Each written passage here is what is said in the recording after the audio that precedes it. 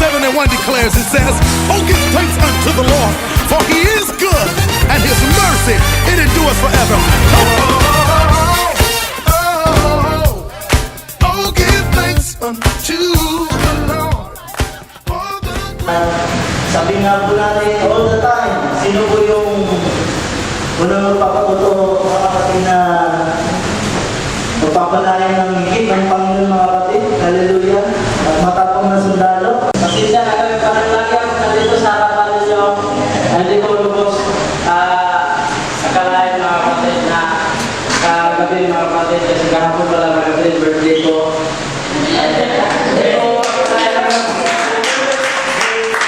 Umuwi ako sa bahay mga kapatid, akala ko walang handa. Nagulat ako mga kapatid kasi dinilan ko lang ako ng misis ko ng cake ng pan mga kapatid. Parang bumalik ako pagkabata mga kapatid. Sabi ko, ngayon simulat sa po, ngayon na nagkaroon ng ganito. Kasi alam ninyo mga kapatid, hindi ako nakaranas ng ganyan mga kapatid. Pero na-surprise ako sa aking misis kagabi na sabi ko, mahal pala ako ng asawa ko. Nagkala ko mga kapatid, wala na siyang panahon sa akin. Pero lagi pasalamat ko sa Panginoon mga kapatid na sa kabila ng aking kawalahan. Ayun pala ay gumagawa din siya ng paraan mga kapatid para sa ikasasaya ng buhay ko mga kapatid. Purihin ang Panginoon mga kapatid dahil ngayon araw na ito mga kapatid, naisip ko na may gawain pala dito. Kaya dalas-dalas ako na pala ito mga kapatid. Nakita kami ni Pastor dun sa SM. Ako mga gawin ng mga kapatid, magalas hindi na sabi ko ito. Nagbili lang ako ng gala ng anak ko. Pupunta ako doon kasi tinanong ako. Pupunta ka sa nandun yun. Kaya masalamat ako sa Panginoon mga kapatid na kabila ng kapalahan ko. Narito tayo pupunta sa Panginoon. Kaya lubos kong nagpapasalamat sa Panginoon sa gawin ito. Na-25 years old na ako mga kapatid. Pero pakiramdam ko 15 years old na ako mga kapatid. Kaya sa Panginoon ang kutayan. Babalik ko pasalamat sa Panginoon na kahit ko taga-Putena, dito ko po nakita ang blessing ng mga kapatiran na sila kay itong tao na kahit sila yung mahal ko. Dito ko po nakita yung mga magkaligtayan ng Panginoon, yung pagmatuloy sa Panginoon. Para bang tinutubok ako ng Panginoon na dahil ako dito sa Batangas. Pagbalik sa Putena, marami na akong may ibibigay na kaalaman sa kanila para lalo silang mag-isa sa Panginoon, maging aktibo. Kasi may pagsubok din ako eh. Ako minsan ako yung nag-aaramig. Minsan naman pero naman minsan naman ako nag-aaral sa Panginoon. Masalamat ako sa Panginoon na may nagsala sa akin, nakapatiran, na dito ko nakita tunay na palatandaan ng Panginoon. Dito ko nakita na umiyak sila ng tunay na talagang nung makita ang blessing ng Panginoon. Talaga para ko naranasan ang mga blessing na binibigay sa akin ng Panginoon.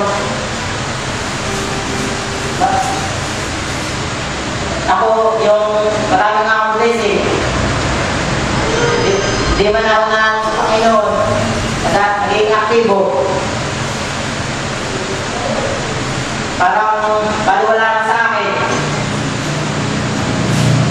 Parang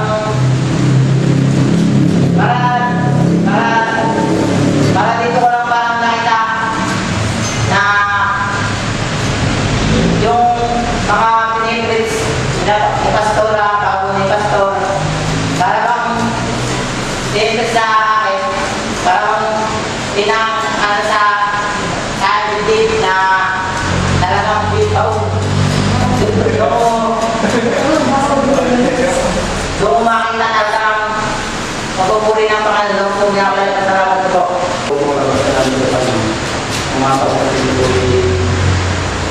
lalo kong kapatulong ako sa trabaho dahil mas na-realize ko na araw-araw parang yung blessing ko sa akin. Yung pagpapatuto ko sa kanya ay yung mga opportunities ko na dumating sa akin. Dahil ko sa trabaho ay gamit ko sa araw para ipakayag ko ko sa Panginoon na trabaho. Hanggang sa dumating ko ang nakakita nga po niya sa akin. Tapos tatanong ko sa sinensya mo ako sa sabi ko niya sa akin. Sana makakambay po siya sa akin. Iway na sa zero tayo kasi tayo ng mundo. Simba tayo sa akin. Tapos ayun.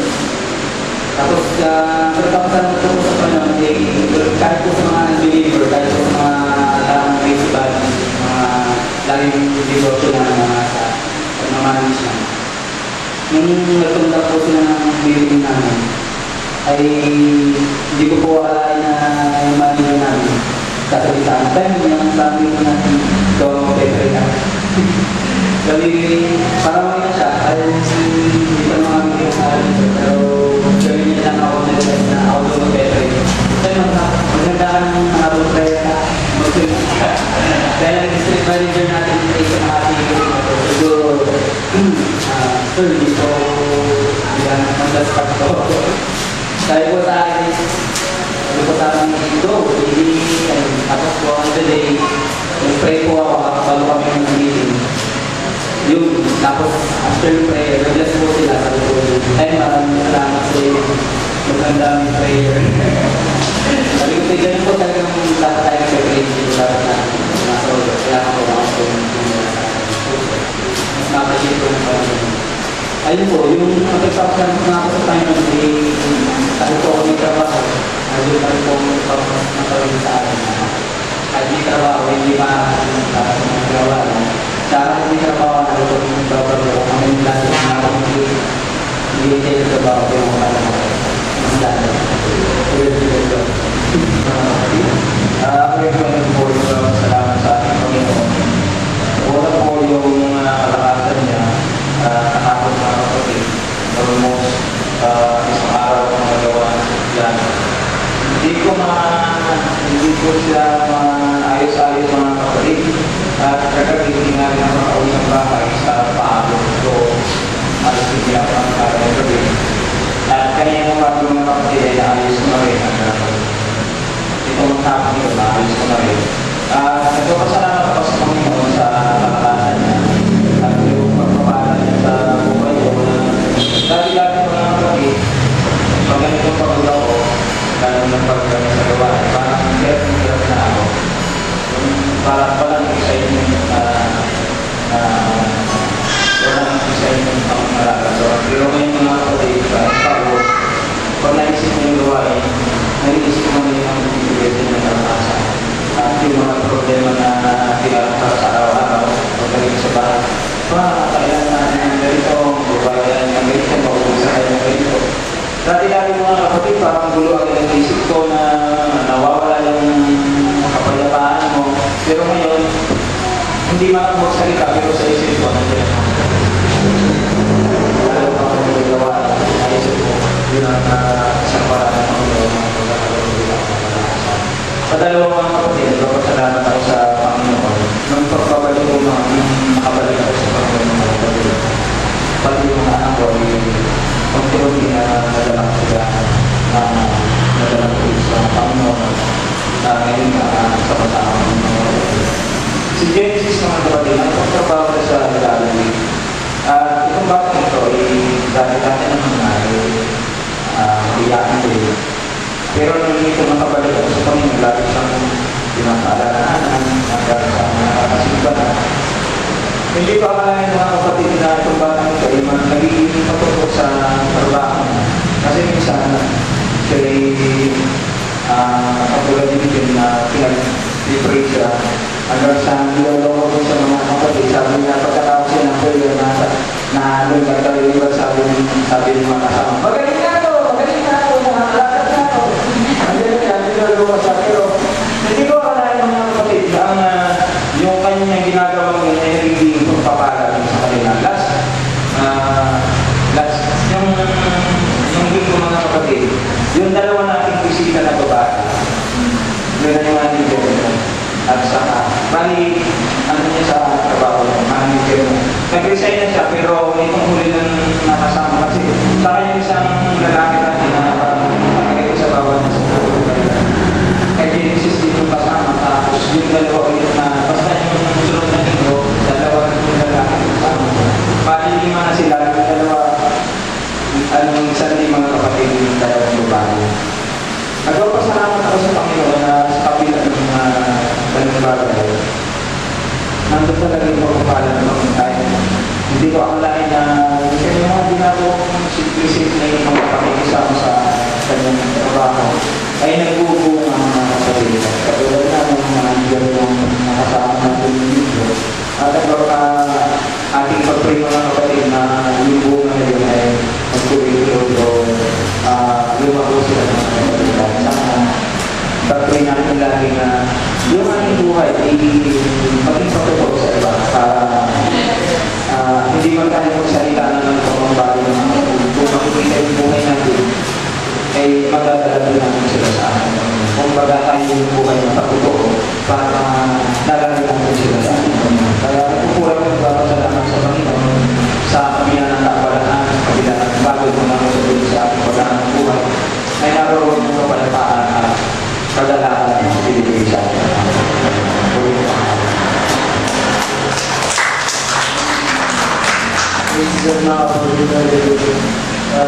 Wala na po ay ako rin po magpapatuto sa ating Panginoon.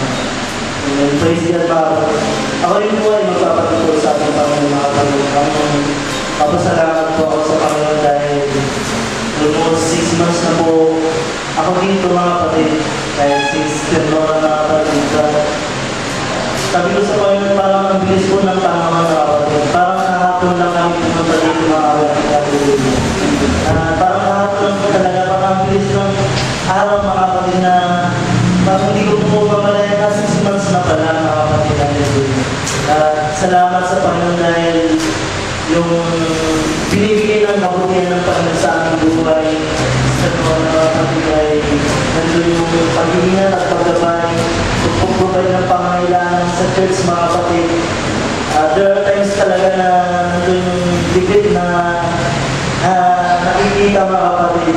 But mabuti ang Panginoon dahil hindi lang namin alam darating na yung pagpapala ng Panginoon sa amin. Minsan napupunan ba, nandun yung pagpapala talaga ng Panginoon. Hindi natin minsan alam na nung pumunta po ako mga kapatid dito ay payat lamang po ako mga kapatid. Hallelujah. Ngayon mga kapatid ay big size na mga kapatid. Kaya sabi ko sa Panginoon, grabe talaga yung pagpapala ng Panginoon mga kapatid. Sabi ko, hindi kaya ako ma-high-blood nito mga kapatid. Sabi ko nga kayo pasal pag mababay ko sa atin kayo mga kapatid.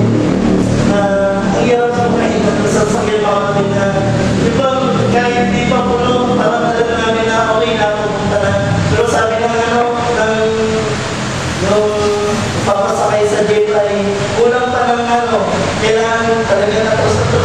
Parang nahirapan na ako mga kapatid talaga. Sabi ko, test na ba na kailangan na talaga tamang dahil ganun po yung pagpapala ng Panginoon. Parang sabi ko na sa church na nandun yung kailangan ba yung pag-ilos ng Panginoon sa bawat isa sa ating mga kapatid na nandun po yung kabuti ng Panginoon. Nandun po ba yun ng mga kapatid magdadag sa kritingilan mga kapatid. Magaman maraming nararamdaman mga kapatid na kapag nasa church ka talaga mga kapatid ay kailangan mga kapatid ay matatag ka. Kumbaga, nato yung kailangan sa bawat isa sa ating mga kapatid. Sabi ko, nandito ako sa church mga kapatid. Nararamdaman ko yung mahina mga kapatid. Normal lang po sa bawat isa sa ating na mahina. Pag nasa church ka, para ba kailangan bigyan mo panalangin, bigyan mo magpalakas kasi mga kapatid. Nakakaya naman na tumayo ang ating sara pag mahina mga kapatid. Kaya sa bawat pag-aaral mga kapatid na ginagawa ko, pagbabasa, pagpapanalan, kumbaga nandun po yung kalakasan, kumbaga may tayo na naisip yung sa amin, umuulan na naman, ano kaya ginagawa nila doon, nagtatanim na, pero parang naisip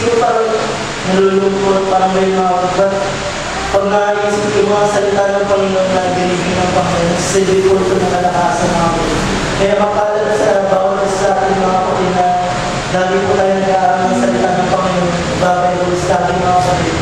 Para nandun po yung kalakasan ng kapatagan na binigyan ng Panginoon sa bawat na nangihina po tayo mga kapatid na binigyan. Salamat sa Panginoon. God be the glory mga kapatid. Muli nga po sa bawat pagpatutunan natin mga kapatid ay nabibigay po ito ng kalakasan. Sabi nga po na sa aking nabasa mga kapatid, ito din daw po yung sa pagpapatutunan din po natin ay nakapagpadala po ng maraming kaluluwa mga kapatid. Praise God. Ako yung gusto na pakasalamat sa Panginoon. Tunay nga po na ang kaaway ay dahil gumagawa o patay na kapatid sa ating mga kaya sa po ay ginagamit ko yun ang aking mga kasama.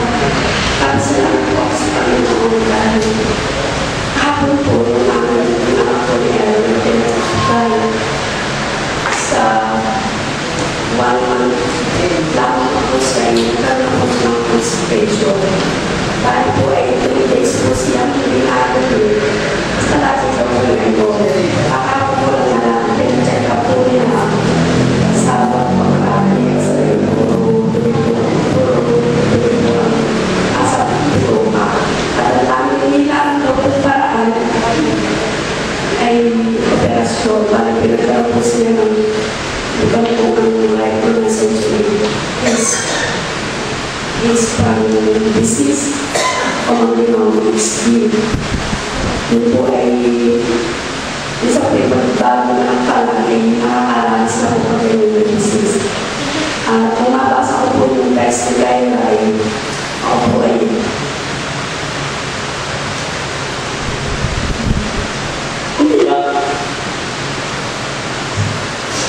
tinanong po sa Panginoon na siyempre simula po ahawag ko pag ang nagtitigil ko perahan. Dahil pinag-asakot po siya ng pag-ibig ko sa sasakitan. Di po kami nag-boy kasi yung mga po kayo at least ngayon nakita mo yung ano pero ito na sakitan. Ang tanda ko po ay operasyon. Gusto ko po ako yung naiyak. Nagpagpagay ko po at ako yung pakasalamat. Dumalaw po kami kanina. Talaga na namin lang po namin sa kanya. Nagugati ng Lord dahil hindi na tumahin ang po siya na hindi nilalagyan ng supository. 2 pong beses na ito marami. Kung hindi po ako ng prayer, dahil po sa Friday, inirga po siya sa Petas or Tour. Dahil po ay ipapagtawag po sa x-ray na doon, talaga ng ipapasok na sa tumor sa nilalagyan ng table para po mas malinaw yung x-ray. Ngayon pa lang po, i-connected ko na sa Panginoon. Dahil maganda rin kasi na dumulin na siya na hindi siya nilagyan na sa pository. Nilagay ko na po sa Panginoon ng Panginoon. Dahil na pinagaling na po siya ng Panginoon. Ito gabi na po. Ako po ay nagpapasalamat po sa Panginoon. Kahit po baga sa ibang tao po ay malungkot po ang aming babalita. Pero alam ko po na ang kasap ko po ay yung mga tunay na anak ng Panginoon na nakakaalam na kapag tayo po ay nakay Kristo, tayo po ay hindi mabubuhay sa pag-ibig po ng Panginoon. Nagpapasalamat po ako sa comfort po at panalangin na ibinigay po para po sa amin, sa iba yung family na yung pong last Sunday po ay naibigay na po ang routine. At alam ko po na pag ang hindi lang po yung hindi maganda po kaya kaya po siya nakasama. Pero alam ko po na siya po yung kayong actual na naka-experience kung ano yung kabutihan po ng Panginoon. Sa kabila po nung sasabihin natin na malungkot yung nangyari, pero ang Panginoon po talaga ang pumilos throughout the process po ng hospitalization hanggang sa paglipat ng hospital at saka po sa paglabas hanggang sa kahuli-huli ng ginawa namin para sa Lola Ruby. Ang inay po ang mas makakapagkwento nung tunay na detalye kasi siya po talaga yung laging kaharap ng mga doctors and mga officers doon sa hospital. Ang pinagpapasalamat ko po sa Panginoon ay yung experience ko po mismo nung ako po nagbabantay sa Lola Ruby. Na lagi po pag napunta kami doon, lagi po namin siya pinag-pray. Talagang nandun na, although alam namin physically siya ay hindi po pagsasabihin namin na ang hirap na yung makarecover. Pero nananampalataya po tayo sa power ng prayer na ang Panginoon, ang over niya po ang maganap sa kanya. Ako po yung nagpapasalamat sa Panginoon nung po Tuesday night, nung bago po umatay ang Wednesday po ng hapon siya talaga namatay. Tuesday night po siya po ay kumbaga pinapos niya lahat live. At ako yung sinabihan niyo po ng inay na dahil po kasi naman kayo na hindi po na pupunta ng hospital dahil kakahinga po namin yun. Pero tinex po ako ng inay yung gabi niyo na parang namamaalan doon po ang lola. At doon po yung nasa biyahe, halma lang ako dahil pakiramdam ko ay kahit kung ano man ang mangyari itong kalooban ng Panginoon. Dahil nga po, kung ipipilit naman namin yung gusto namin at kita namin na alam ng Panginoon kasi kung ano gusto kami para sa lola. So, nandun na kalma lang kami, hindi mo kami napunta doon. Pero bilang tao po, nandun na mapapaiyak ka talaga pag nakikita mo na nasa masamang kalagayan. Doon pagpunta namin doon talagang hirap siya. Kasi sabi ko na lang, diretso agad ako doon sa hospital eh. Hindi ko na alam, hindi ko na ginagawa ko. Anong ginagawa niya kasi mga nurse. Wala akong ginawa kung di mag-pray sa Panginoon na kung that night na yun siya kukunin ng Panginoon, hindi na kasi kaya magsalita. Dahil marami na paparaan sa akin yung bibis. Pinag-pray ko lang siya doon na sabi ko sa alam niyo gano'n na si Jesus na nakalagisipin na ano bang mangyari, nasa kami siya ng Panginoon Jesus. At alam ko nung habang pinag-pray ko siya na kahit ang lalaro ko po kasi mahina ang tinig, mahihipin po siya para siya nakarinig. Pero talaga ako na narinig niya ako. At kung hindi mo physically, in the spirit, alam ko Panginoon ay ang connection natin sa isa't isa, sa spirit ay nandoon. Sabi ko sa Panginoon, Lord, hindi na makapupat ng tinig ang lalaro ko. Pero, nag-i-intercede ako para sa kanya.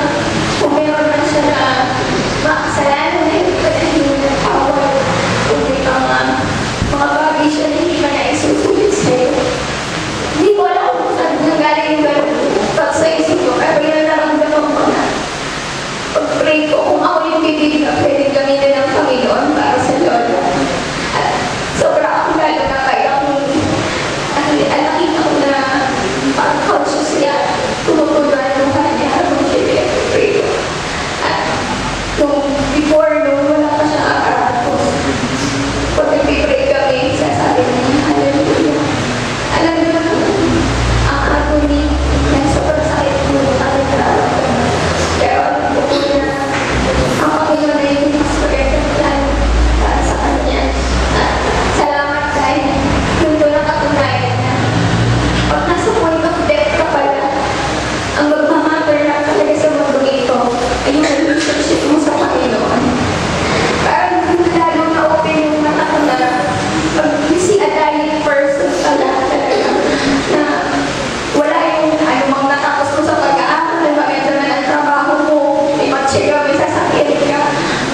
Hindi na yung magmamatter pag nasa bed ka, nandoon na lang na kung ano yung ginawa mo para sa Panginoon, yung relationship mo sa Panginoon, yun na talaga yung magmamatter. Kaya napapasalamat ako sa Panginoon sa realization rin dahil kahit sa dying moments ng lola, nagbigay ka siya ng kalakasan sa akin. At isang inspirasyon na nandoon lagi ang Panginoon ng pagmamahalin kahit maganda. Very over. Salamat sa ating Panginoon. Tunay po na napakabuti niya. Naroon po na ako po ay nagkasakit ng ammoniasis, dito, amoeba, na yun po ay kumakalat po sa tiyan. Sobrang po sakit. Hindi po wala po ang nagawin.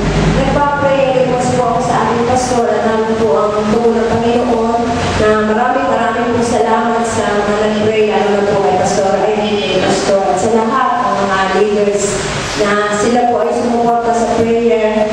Tunay po na yung pong prayer ko sa Panginoon, meron po kaming relasyon na sabi ko po sa Panginoon, Lord, ayaw ko po pumunta ng 24 doon dahil doon po ay pagkain na naman ng Diyos ang San Juan. Ay San Juan po ay 24 po yun. Ay sabi ko, Lord, gumawa ka ng paraan po. Ano pa man ang gusto mong paraan gagawin sa aking buhay, ay ikaw po gumawa ng paraan. Hirap na po ako magsinungaling na talaga po kaya akong pumunta dahil gusto ko po ituloy ng aking lakad patungo sa Panginoon.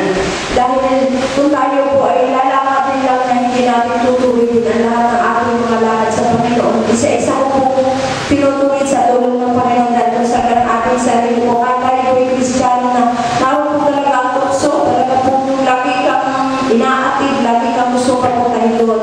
Kaya po siguro ang kalooban ng Diyos mag-LBM po ako at yun nga, magkaroon ako ng sabi talaga para sa 21 pa lang po yung nag-umpisa na ng gabi. Pero nagpapasalamat po ako sa Panginoon kahit 10 times po, hindi niya po ako hinayang maghina. Hindi rin po ako pumunta ng ospital, pray lang po ako at iyak sa Panginoon kung anong gagawin niya sa akin. Pero sabi, ang binigay ko sa inyong sakit ay hindi sa ikamamatay kundi sa ikatutubig. Ako po'y nagpapasalamat sa Panginoon dahil talaga pong napakabuti niya. Talaga pong kahit sa yung kahirapan at kasama ng tiyan, hindi mo malaman, nag-iisa ka sa bahay. Pero yung po kagalahan dahil hindi po ako kumain doon sa handa ng Diyos at ibinalik pa po sa akin yung makailang araw na. Pero nagpapasalamat ako sa Panginoon na sabi ko sa Lord, Lord, sana pagdating sa kalsada, panis lang lahat ng iyo. Uwi nga sa amin, panis na lahat. Kaya praise the Lord, purihin ng Panginoon. Salamat sa kagalingan, salamat sa pagbabala. At kung meron pang mga iba na i-invite kayo para lang doon sa pagkain sa Diyos, huwag na po tayong tumuloy. Tumugin na din po tayo. Marami po salamat sa Panginoon. Papunihan natin ang Panginoon. Hallelujah! Salamat sa Panginoon dahil yan po po, nag-pray po ako lagi na sana yung mga nasusupply sa amin ng mga product na namin pinabibili.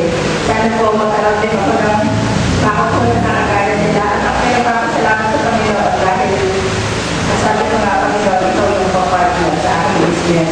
Kaya alam kong pagpapalain ko yung mga Tapos nagpapasalamat sa Panginoon dahil meron po siya tao na yung ginagawa na para yung po mga nagsusupply sa amin doon din po ako makakuha yung po kahit na mismo aming po ko na nagpapax na po sa amin ng mga presyo at kami kay Teddy po ko.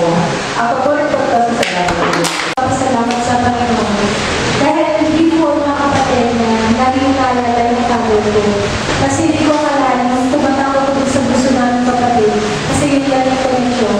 Hindi ko alam yung araw na yun, sa hospital ka lang tawag ko. At na-ICU. Iba kasi yung pakiramdam ko, dahil kong na-ICU, iba talaga yung nararamdaman ko. Kasi yun, sinimulan ko na ipag-pray siya. Although pinag-pray siya, pero iba kasi yung pakiramdam pag alam mo yung nangyayari sa akin sa buhay. So nag-start na, yun nga, pinag-pray ko siya. Pero hindi ko alam na siya ay na-ICU. Nung nawalan na lang ako nung Friday, na pagtapos nung nangalan si Pastor dun sa funeral, nabasa ko yung text na sabi, nasa hospital na ang father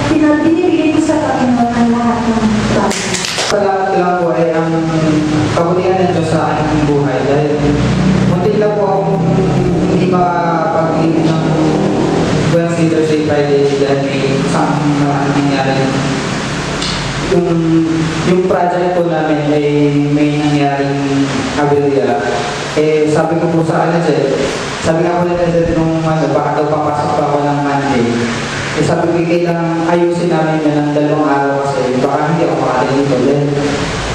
Sa totoo lang po, sa loob po ng isang taong mahigit po na walang prayer meeting ng midweek, walang Friday prayer meeting, parang nakakapanghina din po sa, lalo na po nandun kayo sa ibang lugar na mga kasamang hindi man ng palataya.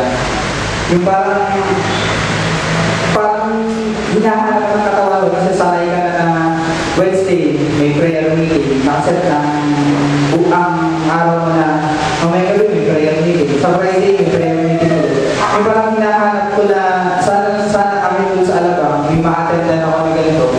Pero wala nga po. Kaya ngayon, tuwa-tuwa ako na naka-attend po ako ngayon. Sa Friday, makaka-attend po ulit ako. Saglit lang po, mag-share lang po ako dahil ba't may way pa po sa Batangas. Lagi ko pong na-experience na may pinare-realize sa akin ng Panginoon na isang bagay. Halimbawa po, kanina po, nakita ko yung development na nangyayari sa Startle Day. Naisip ko doon, dati tawagan yun.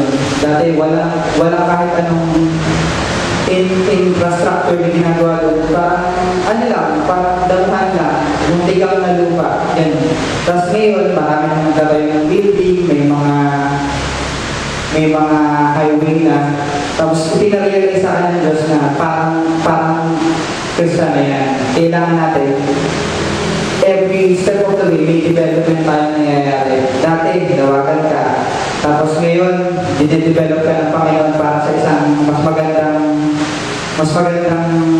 buhay. Didevelop ka niya para magamit ka niya para sa isang sa kanyang gawain. Parang na-realize ko na parang yung nangyayari development sa buhay ko ay hindi ko dapat itigil.